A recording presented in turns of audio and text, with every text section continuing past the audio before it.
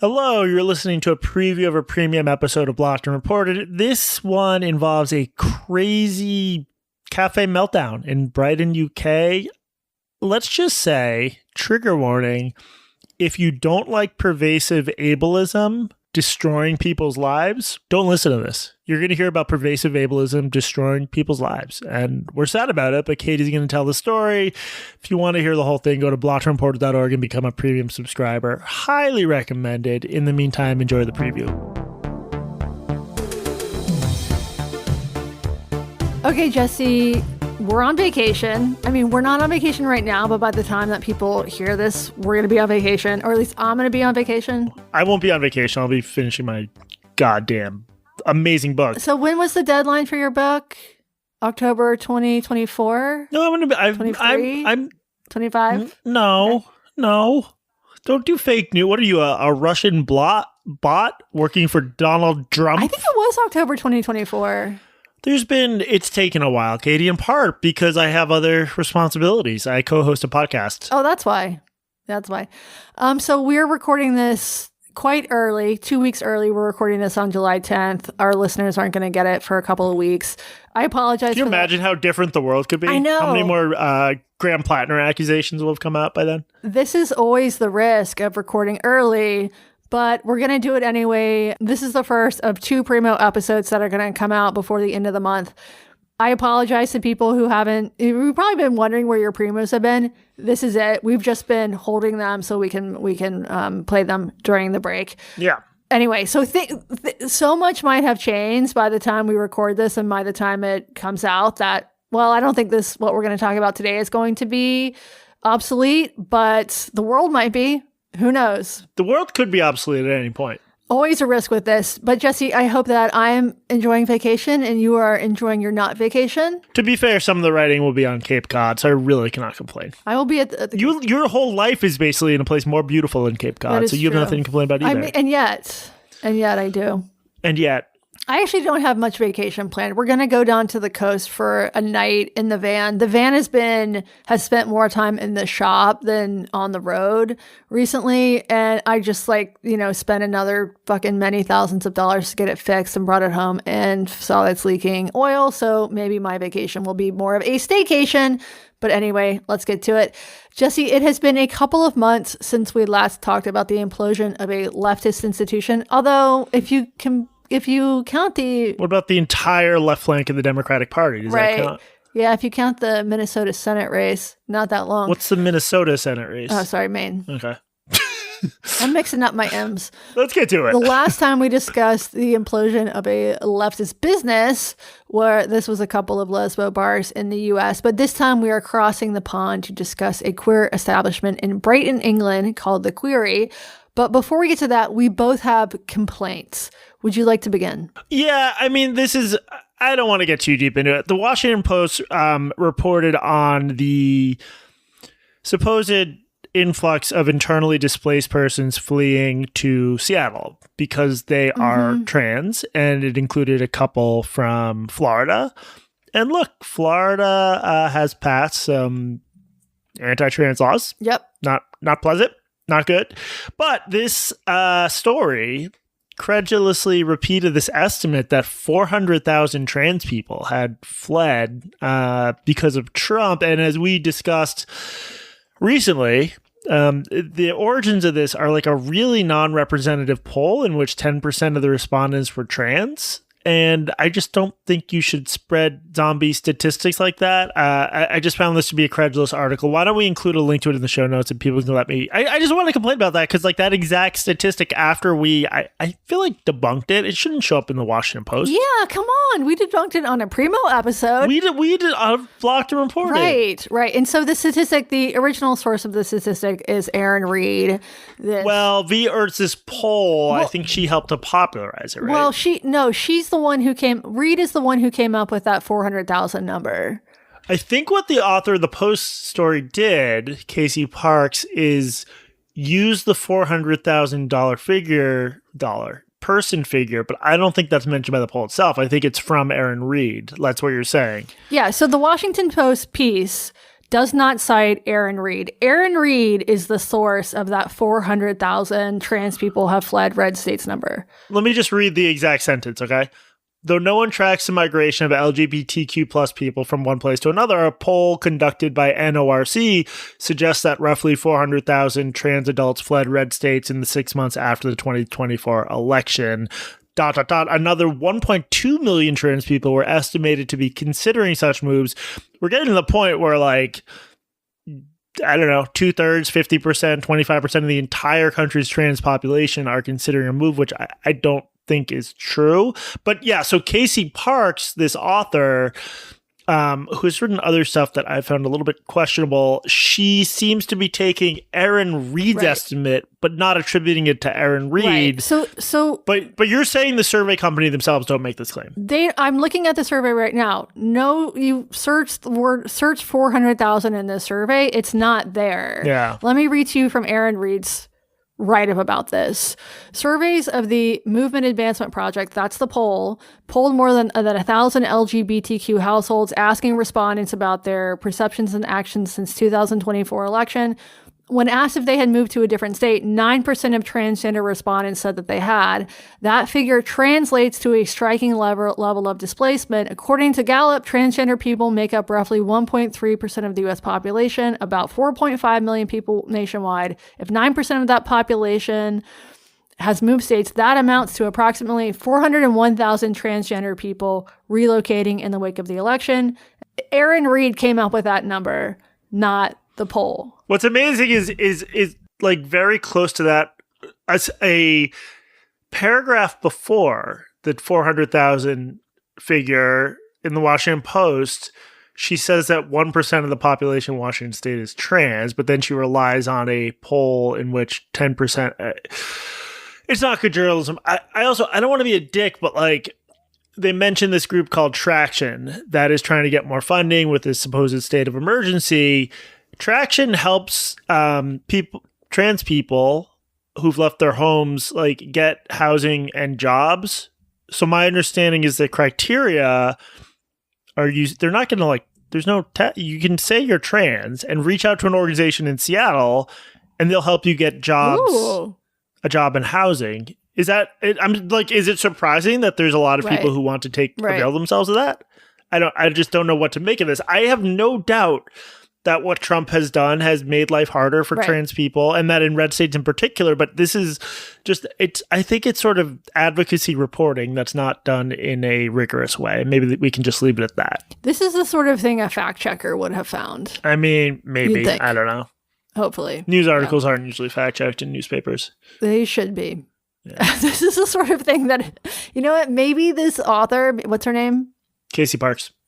Maybe she needs to start running her stuff through Claude. I think Claude would have found this. Wait, I just pasted that into Claude. This claim has several problems when checked against the actual link source. The specific numbers don't appear anywhere in the survey. Claude could have seriously fucking found this. Yeah, it's not good journalism. Okay. All right, now for my complaint. Are you ready for it? Yes, do it. Okay, Jesse. So, actually, before we get to that, someone on Twitter sent me a photo. I just posted in our notes here. Jesse, read this is a scene from Seattle. This is Seattle's Cal Anderson Park. Jesse just described this. It's sort of pond and written on a concrete. It's a reservoir. Whatever. Go ahead. Death before detransition is the. It's graffiti. Graffiti, yeah. Big graffiti, death before detransition in Seattle. So I guess this is why trans people are moving to Seattle. Okay, so the thing that annoyed me, so this happened like a month ago by the time that you're hearing this. I will still be annoyed about it. But in late June, a trans activist named Victoria Cruz died. That's not the thing that annoyed me. And I was not familiar with Victoria Cruz until a number of people sent me this New York Times obituary. But it sounds like she led a very interesting life. Jesse, have you heard of her? No, I don't think so.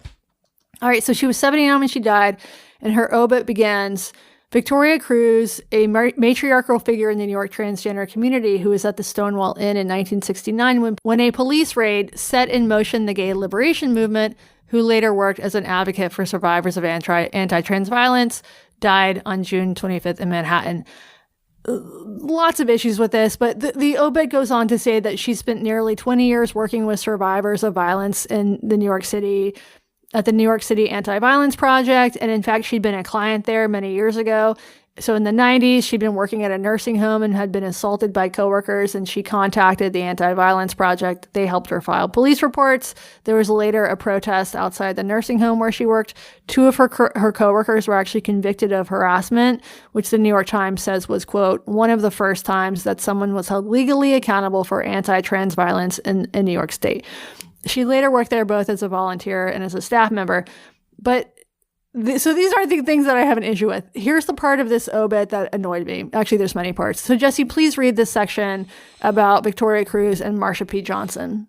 Ms. Cruz did not know Ms. Johnson, but their lives overlapped. Both were at the Stonewall Inn on the night of June 28th, 1969, when police conducted one of the routine raids at the bar. This time, though, the largely transgender clientele inside fought back and a riot ensued. This is like a really crazy example of just that colonization of the past getting worse and worse. So as you so diligently investigated and explained, there's no evidence Martha P. Johnson threw the first brick, but you also pointed out it was mostly gay men. Yes. At this place. Like trans people were like still on the fringes of the scene and a little bit, unusual and marginalized. Yeah. Yeah. Marsha P. Johnson, again, was not there. But now it's a largely transgender clientele.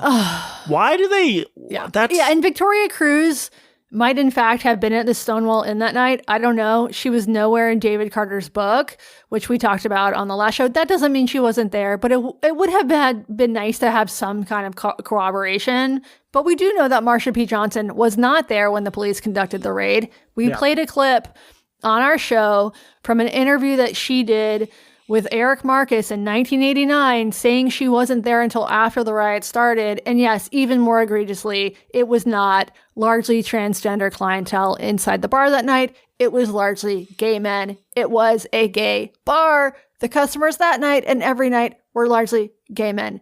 I don't know where the obit writer got that information. Maybe Tumblr, maybe Instagram, maybe the ether, but it is incorrect. And what's even crazier about this is that the New York Times itself put out a video debunking the Marsha P. Johnson myths and the broader Stonewall myths like 3 years ago. Just check the archives of your own fucking newspaper. All right, let's continue. Read this part. Ms. Cruz had been outside with her boyfriend, one of the bar's bouncers. As the violence escalated, he told her to go home. When she returned in the morning, she found the bar in ruins. She grabbed a beer sign and other memorabilia and also took home the bar's dog, Rusty. The bar was not in ruins.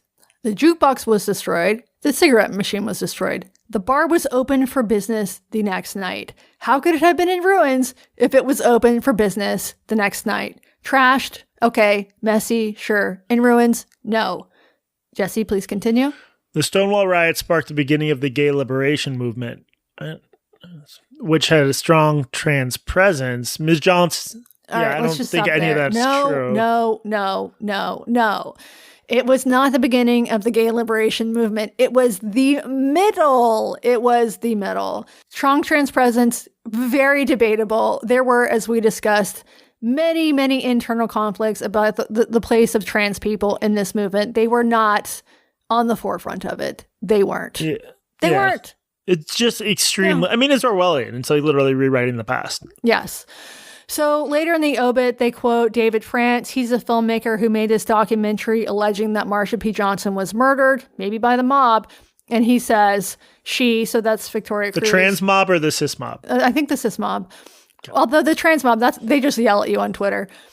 She was an elder in that community, Mr. France said in an interview. She was a transgender woman of color who had lived into old age, which is so rare. Is it? Is that rare, Jesse? Fact check, please. Yeah. Zero evidence that trans women of color have lower life expectancies than anyone else. Yeah. I mean, it wouldn't surprise me if they do, but to say it's rare for them to live in old age, it's not. This isn't great journalism. They might be HIV positive. Who knows? Yeah. Now, as of this recording, this has not been corrected. Again, we're recording this quite a bit early, so maybe it will have been by the time this comes out. I do know that Eric Marcus from Making Gay History, he reached out to the Times directly to complain about this and try to get a correction. They know that it's wrong. We'll see if they update it. Okay. That's just really bad. Yeah. Okay, before we get into it, just a little bit of follow-up from a prior episode. So, Jesse, during our episode about the DSA from a couple weeks ago, you remember that one? I do. So I mentioned that Seattle has a local ordinance that prohibits viewpoint discrimination in businesses. So legally, you cannot be denied service from your local communist bookstore or furry cidery if you're a Trump supporter or a Libs of TikTok fan or a furry hunter, even if they have signs outside that say no homophobia, no fascism, no TERFs, no hunting, whatever. We both said on that episode that we doubted it would be legally enforced. I believe you thought that it would be a First Amendment violation to force businesses to serve people they don't want to because of ideological reasons. So after that episode aired, we heard from Eugene Volokh. He's a First Amendment lawyer, professor emeritus at UCLA, fellow at Stanford, contributor to Reason Magazine, really, really good on free speech issues. And he's written about this very thing in legal journals. And Eugene said that we were right on the first point. Those laws are rarely enforced, but wrong on the second point, that it's a business's First Amendment right to deny service based on ideology. So he said this: it seems pretty well settled that businesses have no First Amendment right to exclude customers based on the customer's religious views. It follows that businesses wouldn't have a First Amendment right to exclude customers based on customers' political views. Okay, that's interesting. So it doesn't surprise me if I was wrong about the specifics. I would definitely defer to Eugene Volokh on this. Yeah, so in other words, Chubby's glory hole needs to take down the no fascist signs out of their window. Although I suppose the sign itself might be protected, even if you can't legally refuse to serve fascist. And Eugene also pointed out that there's an exception when it comes to creative acts. Quote, to be sure, businesses that create speech, e.g. web designers, may choose what speech to create, including in discriminatory ways. That's the 303 creative case, but it applies only to speech creating businesses, not to coffee shops and the like. Was that the web designer in Denver? He didn't want to do websites for gay weddings? She. Yeah, so there's that case, also the Masterpiece Cake Shop case. In both cases, courts ruled that customers could not compel a private business to endorse a political message. So in short, according to this law or jurisprudence, a bartender must pour a drink for the man in the MAGA hat, but a hat manufacturer does not have to create the MAGA hat. Does that make sense? Yes. Do you have to, if someone gives you their MAGA hat and says, I want to drink a beer out of this MAGA hat, how does that work? I want you to create a website with a picture of me drinking a beer out of a MAGA hat. No, not the website. I think that drinking out of a MAGA hat, I think that would be a health department violation. Okay, so that would bring them in. You have to sterilize, like a MAGA, not a MAGA hat, but like a MAGA hairnet. Yeah, that could work. Tell me about this meltdown we're going to discuss today, Katie. Okay, we're going to talk about the Queery now. So this is a story that started a few years ago, but has had some recent developments.